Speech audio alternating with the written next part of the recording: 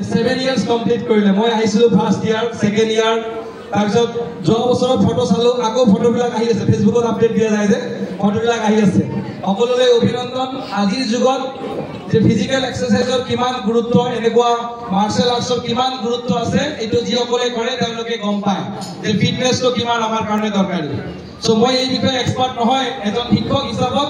ইয়াত আই মাতৃসকল আছে আই মাতৃসকলক মাত্ৰ দুখাৰ কথাই কম যে আপোনালোকে মাতৃসকল আমাৰ কাৰণে প্ৰথম শিক্ষক জীৱনৰ প্ৰথম শিক্ষক ল'ৰা ছোৱালীৰ কাৰণে কিন্তু মাতৃসকলে কাৰণ আপোনালোকে অকল ABCD শিকোৱা নাই ক খ শিকোৱা নাই আপোনালোকে কি শিকাইছে মানুহ হ'বলৈ শিকাইছে আজিৰ সমাজত বহুত জনসংখ্যা হৈ গল মানুহ কমিলে সো মাসকলে আই মাতৃসকলে এটা দায়িত্ব ল'ব লাগে যে আপোনাৰ সন্তানক আপুনি এনেকুৱা সন্তান হিচাপে গঢ় দিব যে আপোনালোকে মাৰ্শাল আৰ্টছ কৰাইছে তেওঁলোকৰ নিয়মীয়া যিবিলাক পঢ়া-শুনা আছে এইটো চাইছে তাৰ উপৰি নৈতিকতাৰ শিক্ষা ইন ফিউচাৰ যাতে আপোনাৰ সন্তানে আপোনাক বৃদ্ধাশ্ৰমত নথয় আপোনাৰ সন্তানে যাতে আপোনাক কেতিয়াও বেয়া ব্যৱহাৰ নকৰে আপুনি যে তাৰ মা দেউতা এই কথাটো আপুনি অলপমান বুজাব আৰু এইখিনি যদি বুজায় তেনেহলে মই ভাবো এই আই মাতৃসকলে এক নতুন ভাৰতবৰ্ষ গঢ়াত খুব সহায় কৰিব কাৰণ আমি যদি সমাজখনত চাইছো আজি এটা ভিডিও ভাইৰেল হৈছে যত নেকি নিজৰ পুত্ৰই তেওঁৰ দেউতাকক আক্ৰমণ কৰা প্ৰহাৰ কৰা এটা ভিডিও গোটেই অসমত বিয়পি পৰিছে এয়া দুখজনক কথা কিয় তেওঁ উচ্চ শিক্ষিত তেওঁ ডিগ্ৰী আছে তেওঁ চাকৰি কৰে কিন্তু সমাজত উচ্চ শিক্ষিত হ'লে নহব উচ্চ শিক্ষাৰ লগতে আমাক নৈতিক শিক্ষাৰ খুব দৰকাৰ হৈছে গভৰ্ণমেণ্ট অফ ইণ্ডিয়াই যিটো NEP 2020 আনিছে তাত কিন্তু নৈতিক শিক্ষাৰ ওপৰত বহুত গুৰুত্ব দিয়া হৈছে আৰু মই ভাবো যে ফৰ্মেল এডুকেশনত কৈ আই মাতৃসকলে যিটো ইনফৰ্মেল এডুকেশন ঘৰতে যে মানুহজনক আপুনি ক'ব লাগিব কাৰ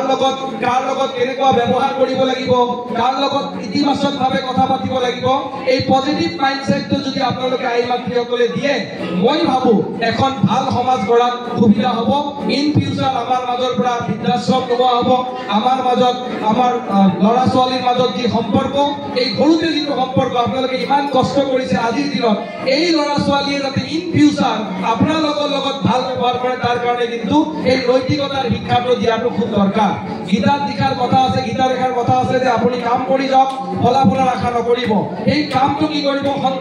সন্তানক দিব পৰা আটাইতকৈ বেছি দামী যিটো বস্তু সেইটো হৈছে সময় আজিৰ মা দেউতাকে সময় কম দিয়ে ঘৰৰ মানুহৰ ওচৰত এৰি থৈ যায় কাৰণ হাজবেণ্ড ৱাইফ দুটাই আমি চাকৰি কৰো চাকৰি কৰাৰ পিছত কি হয় ল'ৰা ছোৱালীয়ে এই ঘৰত কাম কৰা মানুহৰ আদৰ কৰে তেওঁ গঢ়ি উঠে পিছলৈ গৈ মা দেউতাকক তেওঁলোকে ৰেসপেক্ট নকৰা হয় সো যিখিনি পাৰে আপোনালোকে সানডে খিনিয়ে হওক ইভিনিং টাইম খিনিয়ে হওক ল'ৰা ছোৱালীৰ লগত খুব কোৱালিটি টাইম দিব আৰু ল'ৰা ছোৱালীক অলপ নীতি শিক্ষা নৈতিকতা অলপমান সৰুৰ পৰা শিকাব তেতিয়া ভাবো এখন ভাল সমাজৰ কাৰণে সকলোৱে কি কৰিব সকলোৰে ভাল হওক এইখন একাডেমি বহুত দূৰলৈকে যাওক 7 বছৰীয়া হৈছে মাত্ৰ এয়া এদিন 18 বছৰীয়া হ'ব এদিন 20 বছৰীয়া হ'ব 25 বছৰীয়া হ'ব আৰু এই গুৱাহাটী এই খানাপাৰা বৃহত্তৰ অঞ্চলত এই মায়ে আমাৰ মাজত থকা আমাৰ